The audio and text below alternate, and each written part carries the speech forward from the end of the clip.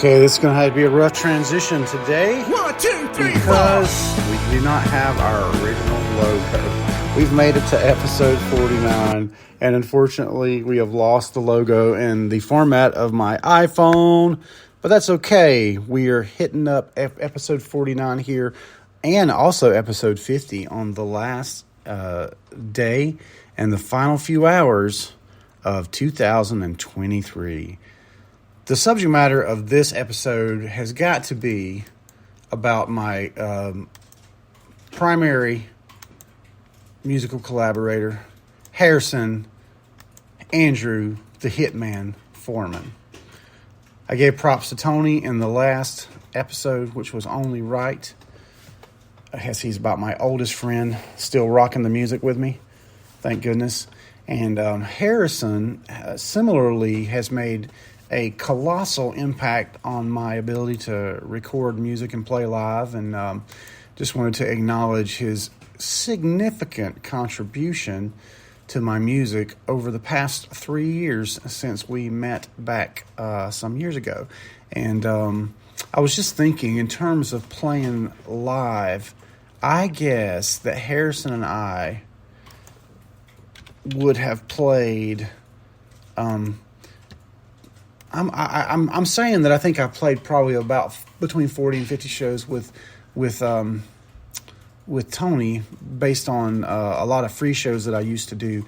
Harrison has been more actual gigs where we've been paid a little something, but we've been fairly regular, and a lot of those times Tony wasn't able to come. So I'm going to say that, let's see, we played a minimum of 12 shows per year for 3 years, which of course would bring us to 36. But then last year we were also doubling up some months and playing for the downtown gathering, which wound up fizzling really upon a time.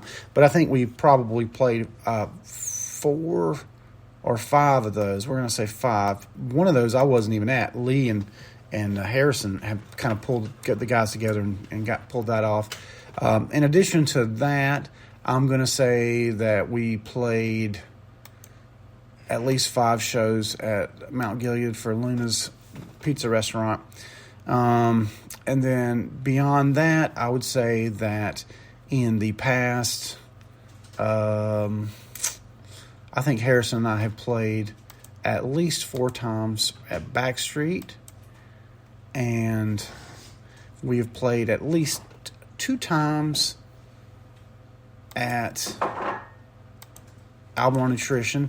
So that would put the gigs that Harrison and I have played at a crazy 52 in the past 3 years. So that's pretty outrageous.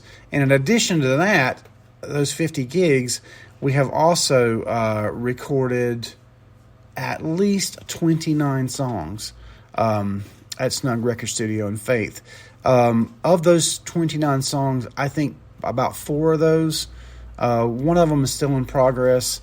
One of them was an outright Harrison write from another album of his, and I think 2 of them were songs of mine that had been previously recorded, or just that I wrote outside the collaboration. But apart from that, we wrote all those pretty much together, which is insane amount of output. So we basically have 2 or possibly 3 albums kind of sitting on the door of being complete, and some of them actually are complete. But it's an outrageous amount of work. It's like I would call this my Prince phase, and all that is, of course, to credit to just how a lot of things. I guess I want to give Harrison all the credit in the world for being like the most lithe musician, able to do so many things that I can't. Really great about transposing and really good timing. Awesome at drums and bass, not just guitar, and just all around easy to work with collaborator. And I think that's kind of contributed to the most fertile ground I've ever been working on as far as the old music creation is concerned. And the fact is not lost on me. I think we have played a lot of these shows, and I think the average listener would come along and say, those guys are pretty good. Especially that redheaded kid. He can really play. But now I recognize on the one hand that as amazing as that has been, that I think maybe I don't want to put I'm not putting words in Harrison's mouth because he actually said the word burnout. Back some time ago when we were talking about like how many shows, particularly when they kind of happen to fall together. And, I obviously you play when you can, and I couldn't control the the frequency or the timing of those Luna's gigs, any more than anyone else. And unfortunately, like Lee, that was the kind of the thing that sort of took him away from playing with us. And then, of course, when that all happened, some stuff happened with Will, and the electric band never really got to happen. I mean, it still could happen. But, more and more, the older I get, I don't want to feel like I'm forcing my idea of what will be great onto some other people. I hope that people come with the same level of enthusiasm, and there's other guys, Mark and Tim, that I'm doing music with now, or at least dabbling at music with, and all of them, they have their own priorities too. So I'm just looking to make whatever time that Harrison and I spend rehearsing for live shows, I like to have it a little bit more like targeted on having like a special performance instead of just a performance. I'm very proud of the just a performances that we're doing. Those are primarily happening at Loafers, and we've gotten some fantastic feedback, and I can only assume people are happy because they're giving great tips. But for me, for the musician that I want to be, I want to be more technical like Harrison too, but I want to be a pure performer on another level than what I am right now. And for us to get there, I'm not putting anything on Harrison here. This is me. I don't remember stuff as fast. I don't remember things as well as he does. I don't remember the lyrics. I'm much older, so I have to kind of like get our rehearsals a lot more like refined on making that new show. The show that we've been playing, to be honest with you, we don't have to rehearse that show anymore. We can just show up, and it's never going to fall below a certain level. If there are no technical issues, we're going to have a pretty good show, regardless. I might make a mistake here or there. He might make a mistake here or there. The average person listening would never know it. We would know it, but the average person wouldn't know it. But that we would know it part is important to me. And I want to exceed what I've done before, and I want to find a way for Bowers Foreman shows to be on that next level. Another plateau. And I just feel like with the right song choice and the right preparation time, and mostly that's just on me needing to rehearse it with him. He's much faster on the uptake for all material than me, but I feel like that can happen, but not if we're trying to play every 4 weeks, and essentially the same show. So I'm going to still play those shows because I need it. But I'm hoping to kind of engineer it to where maybe every other show is a Bowers Foreman show, or every third show is a Bowers Foreman show. And as such, we can get 2 to 3 actual rehearsals.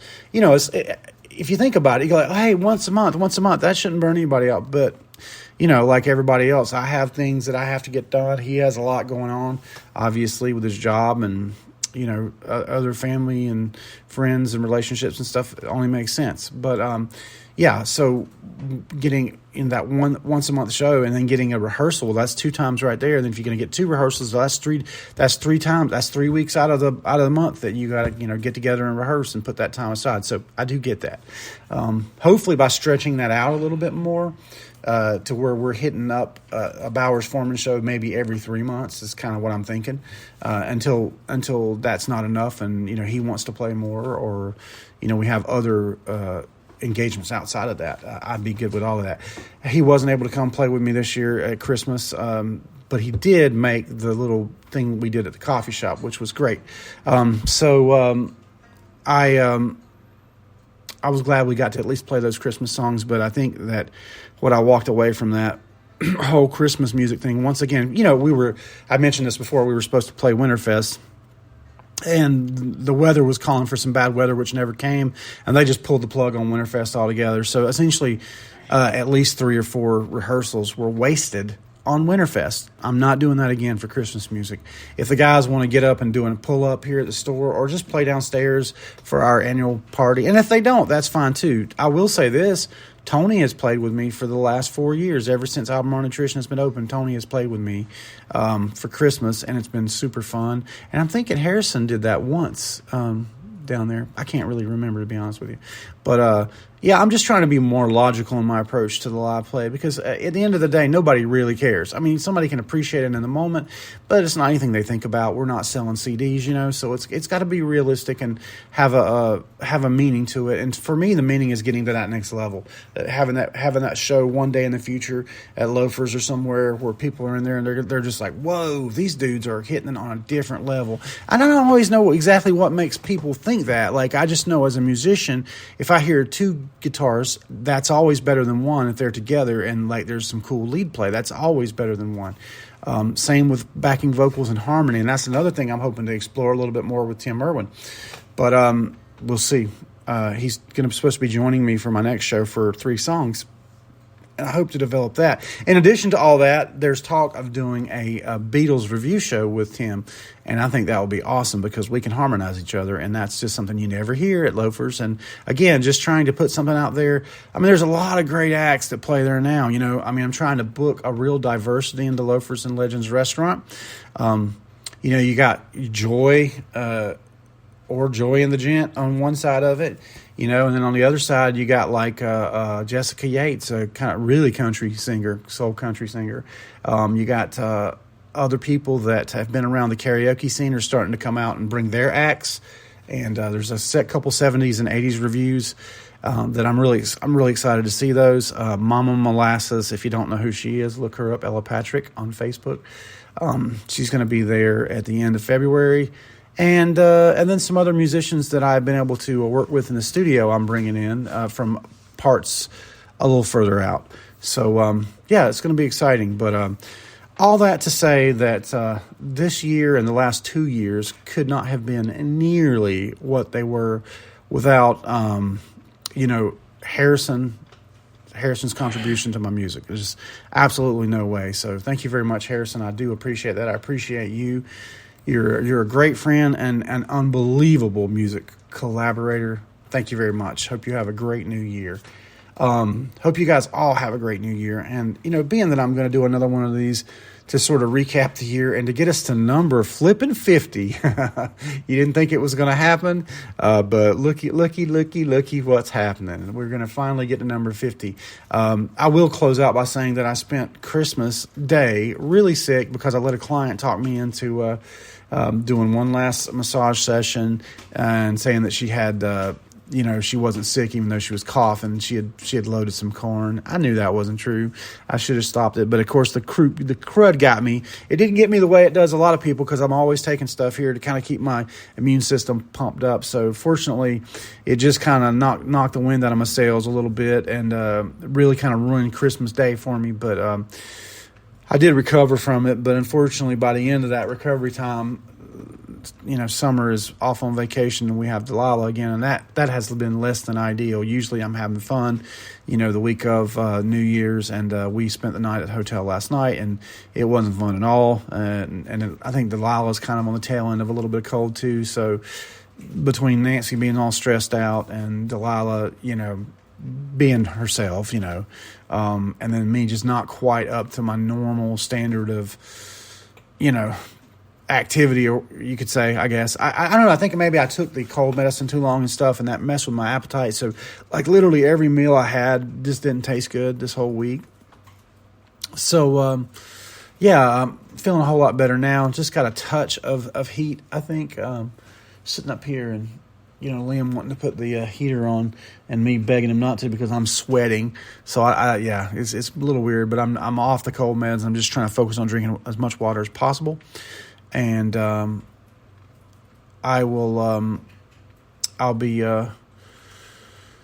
looking to put all this rough feeling behind me and get on the old treadmill tomorrow, just like everybody else, and say, "Hey, it's a new year. I'm going to work out and get back to my diet." That's one thing that definitely fell off because when you're sick, you don't try to follow a diet. I will say I haven't ate much food, but I did not follow the diet the way I normally do. So, anywho. That's going to do it for episode 49 of BrentoCast. You guys will hear from me one more time this year in the next coming hours for my closeout for the year. But thanks for listening. 2023 has not been the greatest year of my life, but it's been a good year. It's an exciting year for Delilah and all the things that changed. She was, she's really coming to her own as a human being now. She can communicate perfectly. So, I'm excited to see where we go in 2024. But, that's going to wrap it up for this episode of BrentoCast.